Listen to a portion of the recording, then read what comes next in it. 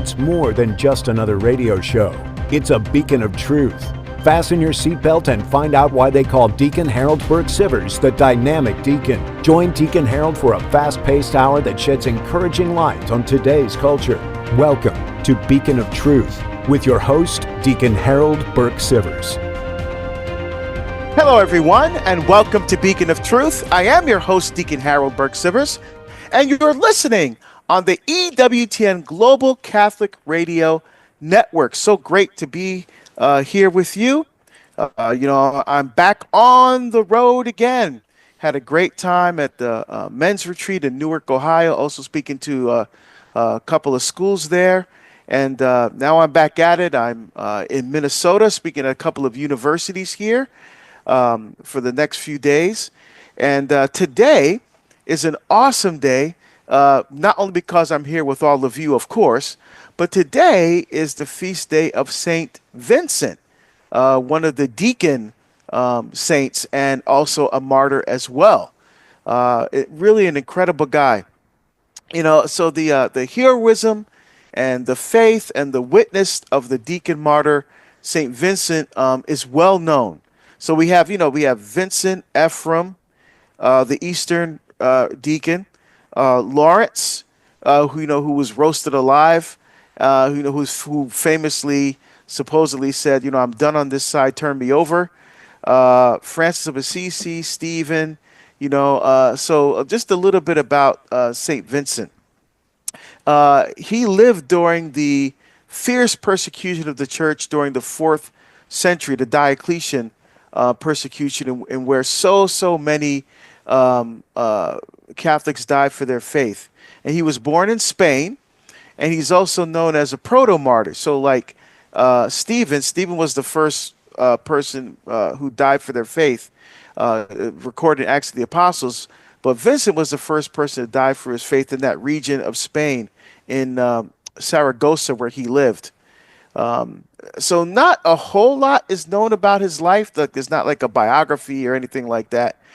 But mostly what we have about him comes from is legend, not even sacred tradition, just legend. And so one of the legends says that the Bishop Valerius, who was the Bishop of Saragossa, had a speech impediment.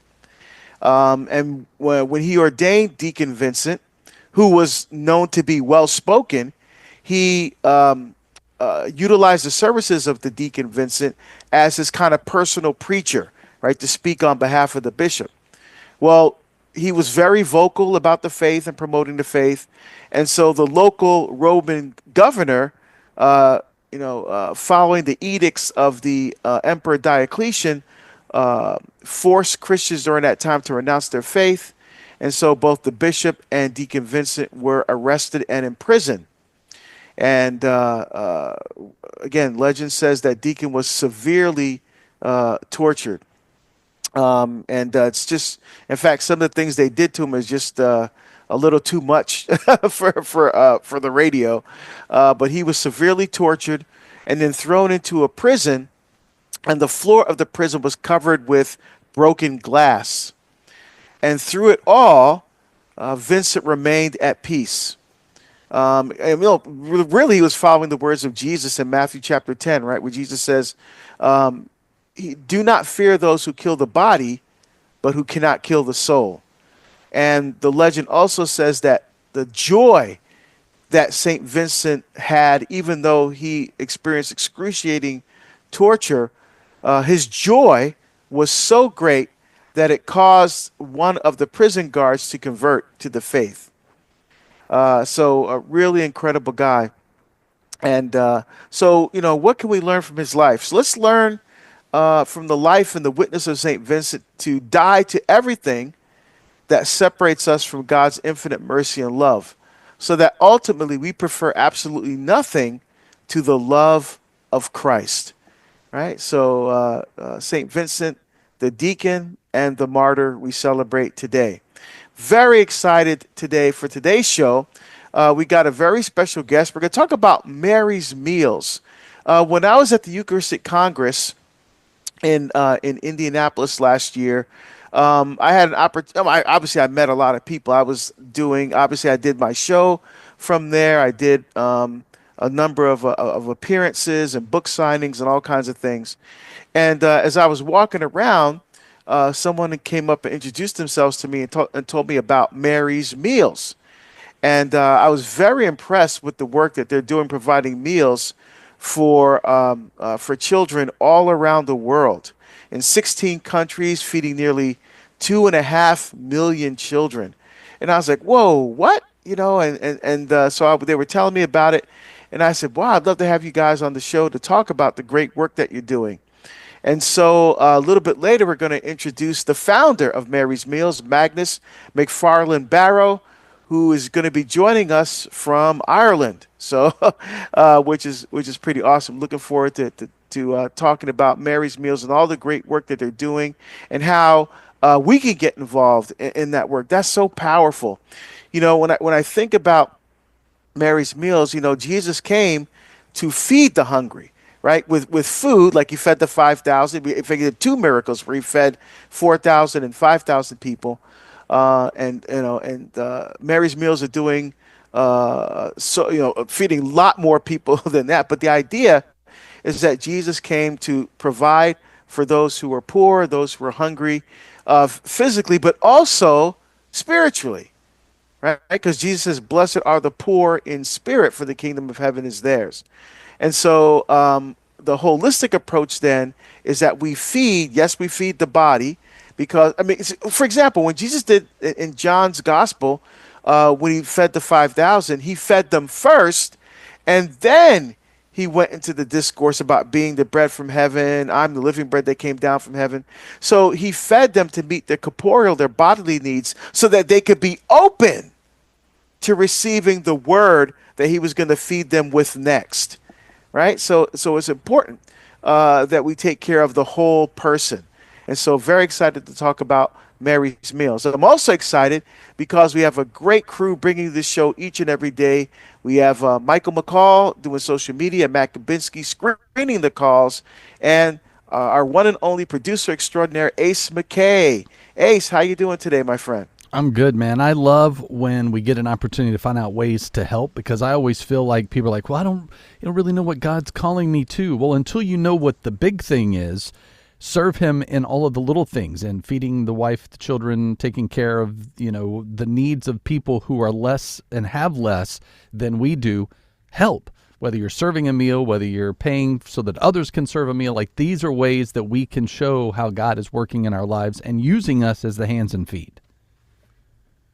Yeah, exactly. One of the things we used to do in our parish on Thanksgiving, we used to hand out meals. We used to serve a meal. We used to open up our parish hall, and we didn't put like paper plates or anything like that. We put our best kind of silverware and china, and we would invite the homeless and those who were shut in and alone.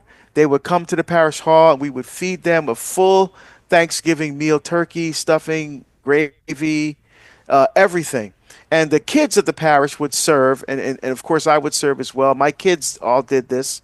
And then we would have bingo, where we would, part of the prizes were like hats, coats, scarves, gloves, but also toys for any children that were there. We always made sure that everybody got a chance to win, and that everybody left with something tangible. And that's the thing. We're a church, so what are we supposed to do? We're supposed to tell people about Jesus. Right. But those people aren't going to be interested in Jesus if they're not getting their needs met, their physical needs met. So that opened them up to the message of the gospel, when they saw, hey, they really care about us and our needs and our children, and now we're open to listening what they have to say. And so it's just following the model that Jesus followed. And I love when apostles like this, Mary's Meals, when you have someone that's really living out with passion and conviction what the Lord has called them to do, how one person can start something and really affect the lives of millions of people, just like Mother Teresa did and so many others. Yeah. Well, and there's a great song by contemporary Christian artist Matthew West, where he talks about in the verses, like, all the things that, are going on in the world. And then it's like, Lord, why don't you do something? And then he rebuttals in the chorus, from God's perspective of, I made you. And I love that answer because that is truly, coming together as a community to feed and care for our community is truly what Jesus represents in our lives. Yeah, and we should not. We should be reminded that we could just do our part. Because when you look at it as a whole, it seems so overwhelming. Sure. What can I do? I'm only one person. But you know what? God just calls us to do our part. And if we all took a little part, we can make a huge impact in the world. So we're talking about Mary's Meals today, a great apostolate. And we have the founder and director of Mary's Meals with us, Magnus MacFarlane-Barrow, today. Would love to hear from you. Send us an email, my friends. Beacon at EWTN.com.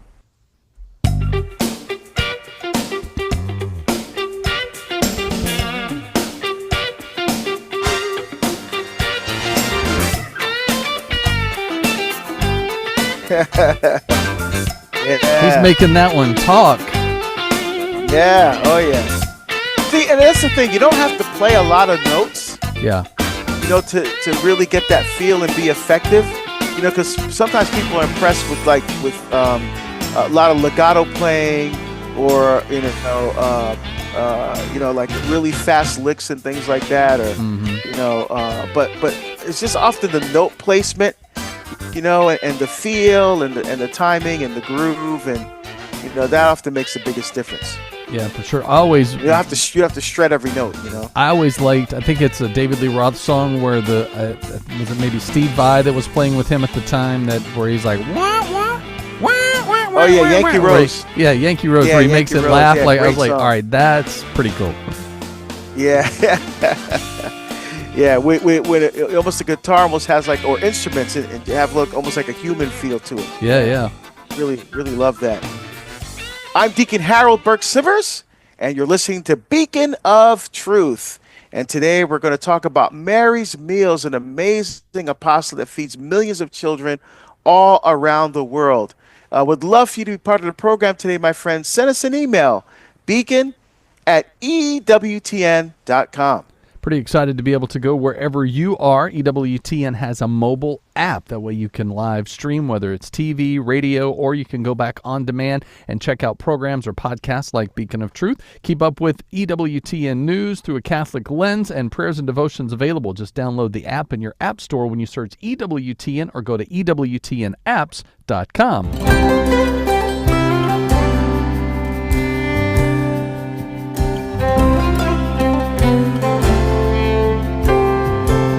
All right, my friends, it is now time for the Soulful Psalms segment of Beacon of Truth.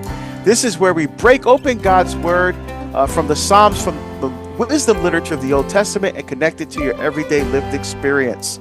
And this segment of the show, the Soulful Psalms, is its own podcast. You can go to Podcast Central at EWTN.com, or on the EWTN app, or even on your favorite podcast platform, whether that be iTunes or Spotify or SoundCloud, and you can listen every day to the Soulful Psalms podcast. Today we're going to continue our look at Psalm 86. So Psalm 86 is in Book 3 of the Psalms, and this is a psalm attributed to David. And of course, I'm using the Revised Grail Psalms, which are approved for use by the U.S. bishops at the Mass and prepared by the Benedictine monks of Conception Abbey. So we're just going to take a look at the couple of verses here, verses 9 and 10. So the prescript or superscript of this psalm started off as verse 1. It just says, a prayer of David. All right, and so verse 9 says, all the nations you have made shall come. They will bow down before you, O Lord, and glorify your name. So this is obviously it's a psalm that's used during Christmas time, during Epiphany, because this is a psalm. Obviously, that's an allusion to the wise men, right? The Magi who come from the east, and they bring gifts of gold, frankincense, and myrrh to the Lord in anticipation of all the nations coming to know and have faith in our Lord and Savior, Jesus Christ. So this verse anticipates the coming of God. He came to the Jews, but then expanded that work through St. Paul, working with the Gentiles. And then, of course, we know the apostles went out all around the world. Thomas going to India, James going to Spain, and all the parts of the known world at that time, spreading the gospel of God's love and mercy. And then verse 10, for you are great and do marvelous deeds, you who alone are God. And because, again, Israel was supposed to be the witness of God's life and power and mercy to all the pagan nations around them. A lot of the pagan nations, either they didn't believe in God at all, or they believed in kind of multiple gods or spirit gods, But Israel is supposed to show them and witness the power of the true God. And that was the case as long as they remained faithful to God. But just like all of us, sometimes, we get sidetracked. We're going down the river of life, and all of a sudden we see a little tributary. Oh, what's over there? And we it takes our attention away from our focus of what it should be. But God is always there. He never leaves us, and he's very patient, always waiting for us to come back to him. But the idea here is that the Lord is great and does marvelous deeds, and we are witnesses of those deeds to the world. And speaking of doing great deeds in the world for God, I want to now introduce our guest for today. He's going to talk about an amazing apostolate called Mary's Meals. So we have with us today Magnus MacFarlane-Barrow, who's the founder and CEO of the charity Mary's Meals, which is a nonprofit organization that provides life-changing meals to some of the world's poorest children every school day. Mary's Meals is currently serving almost 2.5 million children. Yeah, you heard that right. 2.5 million children in communities where hunger and poverty would prevent children from gaining an education. So excited to talk about this today. So I'd like to welcome the Beacon of Truth, Magnus MacFarlane-Barrow. Thank you so much for joining us today. It's great having you on the show. Thank you, Deacon Harold. I'm so grateful that you've invited me on. All right. So obviously people can hear that you have an accent. So where are you joining us from today? I'm at my home in Scotland, sitting in a little shed that I borrowed off my father 30 years ago, and they never gave it back to him. So it's still my office. Yeah. Oh, right. That's great. That's great. Keeping it in the family. I love that. That's it. So for the people, obviously, this is your first time here on the show. And so can you give us a little bit of your background? Were you always Catholic? Did you convert to the Catholic faith? And, kind of a little bit about your faith journey so people can feel a little more connected to you as they learn about the great work that you started with Mary's Meals. Sure. Yeah, no, I was blessed to be raised in a devout Catholic family here in a part of Scotland where there are very few Catholics. Actually, we were the strange Catholic family in the village. And then probably the first really significant event that happened in the story, when I was 15 years of age, I went with my brothers and sisters to Medjugorje because we'd read reports that the Virgin Mary was appearing there. And we'd been to Fatima and knew about Lourdes. And the week we spent there really renewed our Catholic faith. And eventually it led my mum and dad to make a very unusual decision. They decided to open the doors of our home that was a small hotel. And they opened the doors and invited people to come and pray with us. And in time, that became a Catholic retreat centre. It's called Craig Lodge Family House of Prayer. And it's a place where people come from all over to this day, just simply to spend time in prayer. The centre of our home now is a chapel with the Blessed Sacrament, and that's the centre of everything that we do. And for me, it's no coincidence that this work of Mary's Meals grew out of this place of prayer. So what inspired you to start Mary's Meals? Because obviously, you had this great experience. You have great family support. You're inviting people to come and pray. But then what led to, because there's so many things could come from that, right? The calling and vocation that God puts on your heart.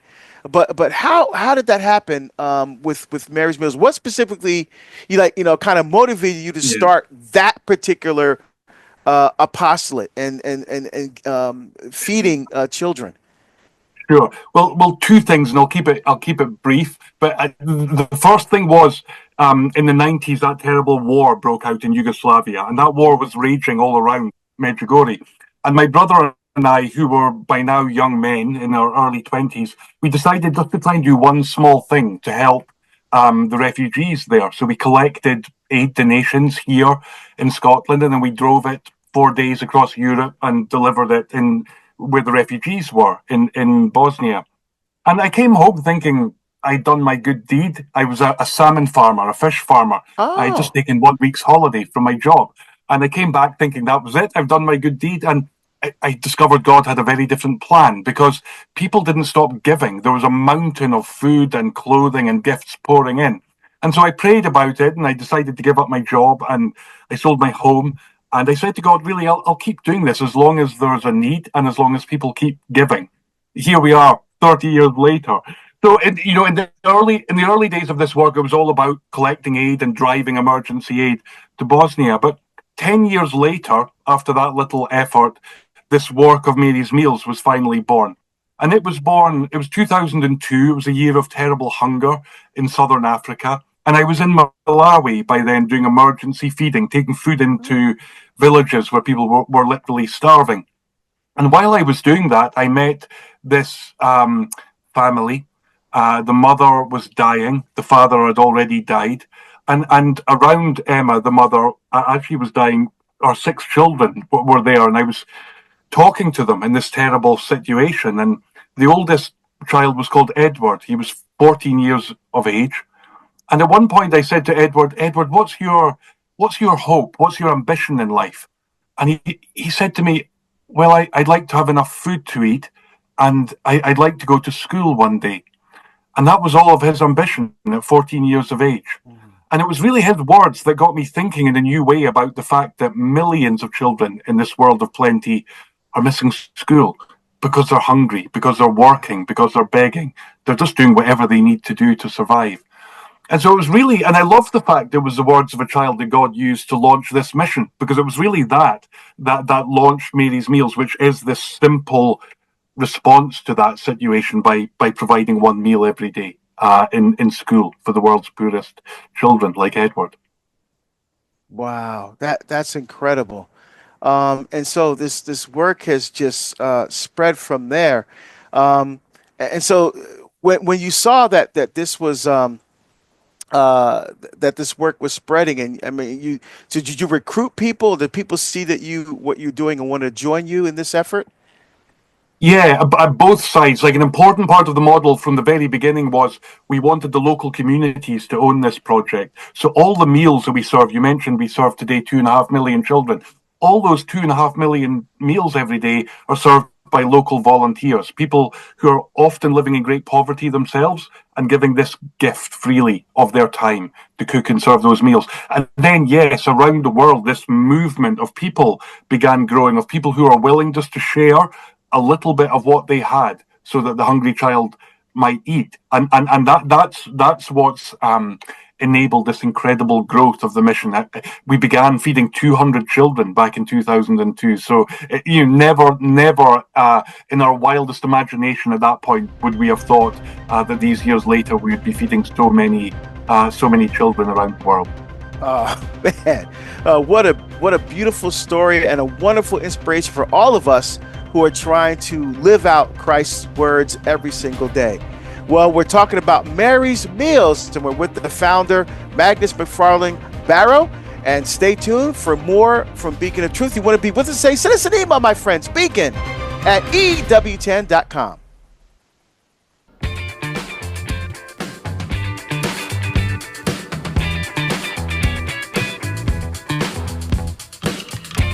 Bass riding on that top layer there. Yep.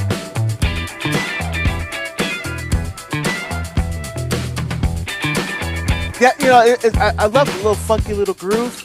There's a lot of left hand kind of muting that goes along with that. Yeah.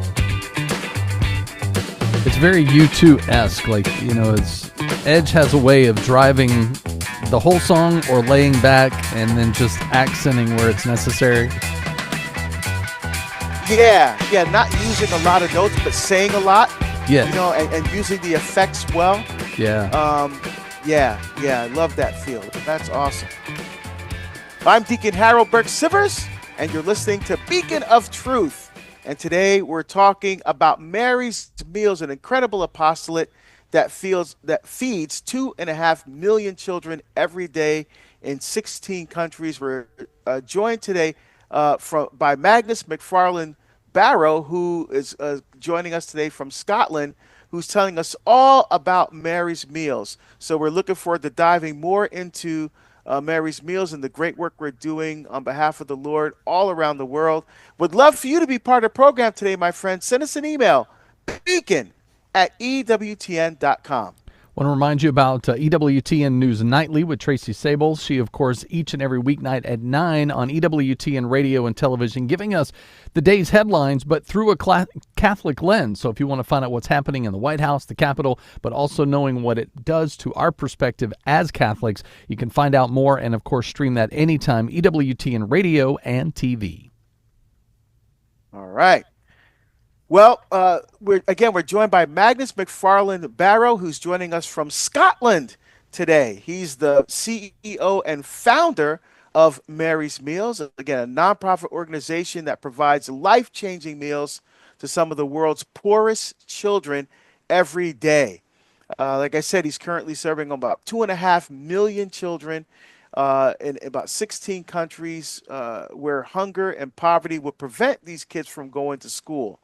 And so, man, what an incredible work. You see, it's amazing what one person can do to make a difference in the world, the impact that one person could have in the world. This is why we should never undervalue or undermine the gifts that God has given us, because you never know how God can use you. Yes, you who are watching and listening right now, how God can use you for his glory.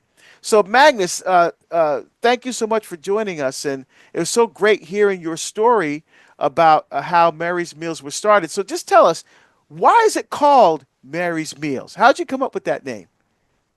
Well, we have a big devotion to our Blessed Mother in our family. And, I felt in a very particular way when we started this new work in 2002 of serving daily meals to children in school, that this belonged to her, and so we gave it to her, and we dared to give it her name, and we asked her to pray for us and to show us how she would have us do this work, how she would have us do this work in a practical sense, how we could best serve those hungry children, but also to show us how we could do this work in a way that would really honor her, in a way that would always point to her son Jesus. So the name of this work's not a small thing for us, and it does come with that real sense of responsibility that if we would dare to do this work in her name, that I think it gives us an even greater sense of really trying to make sure that this work, no matter how it grows around the world, is at its heart a simple work of love, a motherly work of love that we could say, the thing that every parent desires for their child, one of those basics things that our children are fed and receive an education. And I sometimes it's quite funny. I give a lot of talks about our work in different settings in schools and different environments that aren't always faith environments, and very often at the Q&A bit at the end, someone will put up their hand and say, Magnus, why Mary's Meals? Who's Mary? Is that your wife? Is that your mum? And it's great because it opens up this dialogue. I say, well, no, actually, it's Mary, the mother of Jesus. And did you know that she was a refugee? Did you know that that they had to flee to Egypt? And perhaps she struggled at times in feeding Jesus when he was small. And it opens up this beautiful dialogue, and that's what we very often experience in Mary's Meals. So our mission isn't about really evangelizing with words, but I think when we do this work right, it does point to our Lord. I hope. Oh, absolutely. I love that because you're right. Mary always directs us to Jesus. So I think that the name of the apostle is a wonderful way to also educate and evangelize. Because look, Mary fed Jesus, and you're right. In fact, it's very interesting if you ever get to the Holy Land. There's a place called the Milk Grotto, and so evidently, as they were uh, beginning their escape to Egypt, they stopped to feed Jesus. So she was breastfeeding the Lord, and some of the milk dropped on these rocks, and then they continued along the way. Well, these rocks to this very day are producing this white kind of substance. And you can go and see the place where the milk grotto, and then you can also, purchase some of this white substance that the rock is still producing to this Oh, very day. So I think it's again a wonderful way for the people to demystify Mary, because sometimes I think we worship her as God, but yeah. this work is showing really again Mary always directing and pointing us toward her son. So I think it's Yes. absolutely beautiful. I know, I love that, and we see, don't we, and that she is, well, in every way, our role model, but that in terms of how she practiced charity, when she rushed to help Elizabeth when her cousin, needed help, but when she was pregnant with John the Baptist, and her life was just that continual outpouring of love, what wasn't it? Really, that we can probably never in this life really fathom. So yeah, it's I love the fact. I just think of Mary as my boss, frankly. And at this point, I couldn't have a better boss. Yeah. That's awesome. That's awesome. I'm Deacon Harold Burke-Sivers. You're listening to Beacon of Truth. Today we're talking about Mary's Meals with the founder and CEO Magnus MacFarlane-Barrow, who's joining us from Scotland. So tell us, Magnus, how does this work? I mean, you started off, first in Bosnia and then in Malawi, but how does all this work? I think people are saying, okay, you went from just feeding like a few people in the village, and now there's 2.5 million people in 16 countries. How does all that work? Sure. Well, first of all, I think I touched on it earlier that we from the beginning we felt very strongly that if this was really going to work and grow, that it had to be rooted in a deep respect for the dignity of every person, and for the dignity of those very impoverished communities in which we work. So responding to that, we invited those communities from the beginning to organize themselves, to organize volunteer teams, to cook and serve the meals every day. So the first thing we do when a community comes to us and asks for Mary's Meals, we'll establish that. Are you willing to give your gift of time as a community, and to take responsibility for this? And then another part of that local model is, from the beginning, again, as much as possible, we want to buy the food that we serve locally, so that we're supporting the local farmer, we're supporting the local economy, and those two things, the local volunteers. I mean, to give you an idea, just in one country alone, we're in 16 countries, but just in Malawi, where we began, today there are over 50,000 volunteers who give their time like that. And I always think of Mary's Meals today is just this series of lots and lots of little acts of love, from the people who are making the donations around the world, through to those volunteers who get up very often 4 a.m. To light the fires, to cook the meals. So it's just a series of little acts of love. None of us doing anything spectacular on our own, but all doing what we can in our own situation. So that's really how we work. So we're gathering donations from all over the world, really, then we use them to buy that food locally, and it's cooked and served by the local volunteers. And then within those countries where we serve the meals, we find trustworthy partner organizations. Very often it's the church. It might be the local church in the form of a diocese that has schools in which we serve the meals, or it might be missionaries or other good organizations providing education for the world's poorest children. So we come alongside them. And we have a very particular calling to be in the places, the darkest places, the places where children are suffering the most. So that's why we don't make easy choices about where to work. We're in Haiti today, we're in South Sudan, we're in Yemen, Tigray, many places of conflict, places where the most children are suffering from malnutrition, where the biggest numbers of children are missing school. That's where we want to be, in those messed up places, because we know that's where we can really shine a light, and where we can have the biggest impact. So, at the heart of Mary's Meals is simplicity. And again, I think that's a hallmark of our Blessed Mother, that although this is growing in size, at its heart, to me, it still feels like this very small thing we do as individuals, and this very simple, effective of work of love at its heart. Wow, I love that. And how many meals are we talking about? Like, is it like breakfast and lunch? Because you talked about the connection with the kids going to school. So are these meals served like one at home, like breakfast at home and lunch at school, or is it like the meals served at the school? What's the connection with the schools there? Great. So that's a great question. I should have been clear about that. So, yeah, the meal is always served in a place of education. So it's Okay. only school meals. So we don't want to become this organization that's just trying to feed everyone, or assuming responsibility that isn't ours to take in terms of feeding communities. It's the promise we make is to provide one meal every day in school. And we see over and over again that one meal changes so much, because it over and over again it brings children into school for the first time who've never been in school before because of hunger.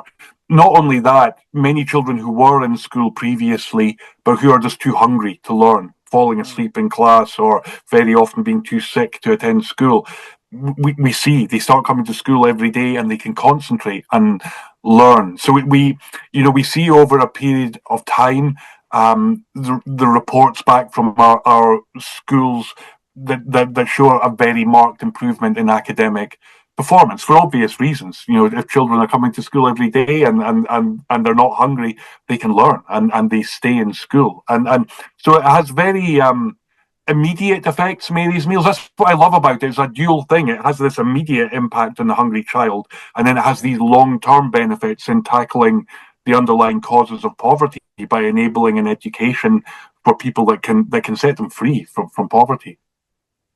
Wow, I love that. You're listening to Beacon of Truth. I'm your host, Deacon Harold Burke-Sivers. We're talking with Magnus MacFarlane-Barrow, who's joining us from Scotland today, who's the founder and CEO of Mary's Meals, a nonprofit organization that provides meals for 2.5 million children every school day in 16 countries. So Magnus, what needs do you see in the world today? Obviously, you're focused on the hunger thing, but what needs are you seeing as you travel around? And obviously, you talk about war, obviously impacting a family's ability to provide for their children and to send them to school and all of that. So, what are some of these needs that you're seeing as you do this work? Well, I've been doing this for, I suppose, 30 years. If we go back to when I first tried to do something small to help in Bosnia, and I've never seen such acute need in terms of hunger in the world. Over many decades globally, we've been making progress in tackling global hunger, and until 4 or 5 years ago, we've been going rapidly backwards.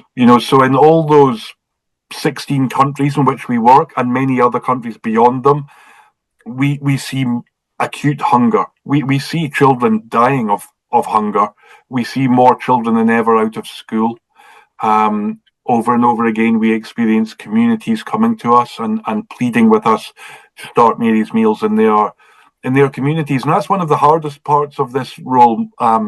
Most of the time, I would describe my job as the best job in the world. I never lose the sense of surprise that God asked me to do this. I'm completely unqualified to do it, and I love it. But a hard part of this job is not always being able to say yes when those hungry communities come to us and ask. Recently I was in last year, a few months ago now, I was in Tigray in northern Ethiopia, where there's this terrible famine situation. And in Tigray today, over half the children have dropped out of school because of the hunger. I was schools are closing down. I was in playgrounds that were just empty, very, very different. I was in hospitals where there were many acutely malnourished children who were dying. And then after a couple of days, I finally had the opportunity to visit a school where we were serving Mary's Meals, and it was wonderful. There was this joy there. There was, life. The playground was full of kids who were playing and laughing like kids should be everywhere, and the teachers were, full of joy that the kids were back because of the meals. So that was great. And then I sat down with some of the kids in the playground who were eating, and I began talking to them. And there was these two little girls, about 10 years old. I remember one of them was called Bethlehem, such a beautiful name. And they were telling me how they were only in school because of the meal. That's what brought them back in, and how they didn't know if there would be any food for them that night at home. And then they told me this thing I've never been able to forget since. Because it was uncomfortable. While there was joy in the school, I was uncomfortable because I knew that outside the school, I could see some were children whose schools had closed down nearby, and they were outside the school gates. So these two little girls told me that they'd seen two very small, thin children come begging to their gate for food a few days before my visit there. And these little girls had talked about this, and they said to me, "We felt so sorry for those children. We decided to start sharing our meals with them." These were two girls who didn't even know whether they would eat that evening at home. They started sharing their own meals with these kids at the gate. And before long, other children in the school that were eating Mary's Meals saw this and began doing the same thing. And it moved me so much. And I think it's such a lesson for all of us in the world. If those kids could share something so those kids could eat, why couldn't we? One of the beautiful things, just to finish that story, is I think back then, that's about 6 months ago, we were feeding 30,000 children in Tigray. Today, we're feeding over 120,000. So those children outside the school gates I just described, please God, we're feeding them today in the back in school. But over and over again in Mary's Meals, I see that children very often, right from the beginning, with that boy Edward I told you about, God works through children in Mary's Meals over and over again, I find. I'm Deacon Harold Burke-Sivers, and you're listening to Beacon of Truth. And today we're talking with Magnus MacFarlane-Barrow, the CEO and founder of Mary's Meals. It's an organization that provides life-changing meals to 2.5 million children in 16 countries around the world. He's telling us all about this great work. Would love to be part of the program today, my friends. Send us an email, beacon@EWTN.com. Wow, what a powerful and moving testimony of the children who recognize that they've received this great gift that enables them to go to school. They see other children that are suffering that don't have that opportunity, and out of just the love that God has implanted in their hearts, the natural moral law, the fundamental principle says, do good and avoid evil. Just that, I want to help. Look at the opportunity I have. I want to give of myself to others. That's so beautiful. So tell us, today, well, particularly in our country, we've become kind of disenchanted with young people. They're so caught up in social media and so caught up. This is a culture where people have turned in on themselves. There's this sense of self-aggrandizement. There's this sense of entitlement that so many young people have, where they worship the God of me, myself, and I. But what are you seeing with young people regarding Mary's Meals? Are they getting involved in the work that you're doing? Yeah, absolutely, they are. I think it's kind of hallmark of Mary's Meals that so often this work as it grows around the world is led by young people, and yeah, I get tired when I hear that, what you just described. I'm sure you do too. When we hear people writing off the younger generations, I'm so often humbled by them. Often I look at how they're responding to something like Mary's Meals, and I'm thinking, I'm not sure we would have done that back in the day when I was that age. I see extraordinary acts of generosity. Actually, just one little example. A few months back, I met this girl in the Czech Republic in Eastern Europe, where they're fundraising a lot for Mary's Meals. And this little girl, today she's about, I think she's 13 years of age. But a few years back, she had a brain tumor and she had surgery and she lost her sight. So she's completely blind. But when she became blind, she told her they're a very devout family. She told her mother and father that she could see angels. And so anyway, sometime later, this family heard about Mary's Meals and they began fundraising activities. And little Barunka, she's called, heard all this conversation about Mary's Meals and their desire to fundraise. And she said, I want to be part of this as well. And she started making these little angels, jewelry angels, very simple little things, and she would sell them and to use that as a way to raise money so she could feed children on the other side of the world. And, you know, again, it just moved me so much that if anyone had an excuse to be turning inwards, you know, in her situation, it was little Barunga, but instead she was doing the opposite. She was thinking, and I see that over and over again with young people. Now, at the same time, you asked me a moment ago about what hungers I see in the world today. I see an enormous spiritual hunger in the younger generations here in Europe, where, you know, sadly we could describe much of Western Europe as post-Christian today. Very, very few young people growing up in the faith, going to church, and I see this spiritual hunger in them, and God's doing some beautiful things actually with many young people who don't have a faith background, who haven't been brought up in the faith, but who are supporting Mary's Meals, and through that support of Mary's Meals, it gives us this opportunity to build relationship with them, for dialogue, and some beautiful new fruits are growing out of Mary's Meals. We run summer camps for children here in Scotland in that situation where they want to come because they love Mary's Meals, and when they come to the summer camps, we go on a journey with them about why as Catholics, why as Christians are we called to do this. And I love what you spoke about at the beginning. Actually, before I came on, I was listening to you talking about the miracle of the loaves and fishes, the feeding of the 5,000. That miracle inspires me and Mary's Meals so deeply. That twofold thing that God wants to feed those hungry children I talked about in Africa, and he certainly wants to feed those spiritually hungry children here in the West as well. So yeah, I as you can tell, I could talk for a long time about the young people of the world. They inspire me over and over again. Oh, that's beautiful. And the thing is, you're not just serving Christian communities, right? I mean, you're just filling the need. When you see people that are hungry, you're just filling that need. That's right. No, and that was our calling from the beginning. And I'm sure that, again, it's like what our Blessed Mother wants. You know, every hungry child, it's a work of love. It's simply because we love them. First of all, we want to give them food. And then, of course, we hope that some of them find that deeper truth as we go and that their other hungers are fed. But yeah, this is just a simple work of love. So yeah, any child that's hungry, we want to feed them and help them get to school. Oh, absolutely beautiful. I love that. So Magnus, so I just want to make sure we have enough time. We just have a couple minutes left. I just want to have enough time how can people get involved? I'm sure people are listening to this. They're watching this broadcast now, and they're like, oh my goodness, their heart's on fire. Their heart's burning. How can I help? How can people get involved in Mary's Meals? Yeah, well, I mean, first of all, you know, from the story I've told today, you can see Mary's Meals is a fruit of prayer. So the first thing I would ask people listening to, you know, is to pray for our work, to pray that we might reach more of those hungry children who are waiting, to pray that we might keep doing this work in a way that really does point to Jesus.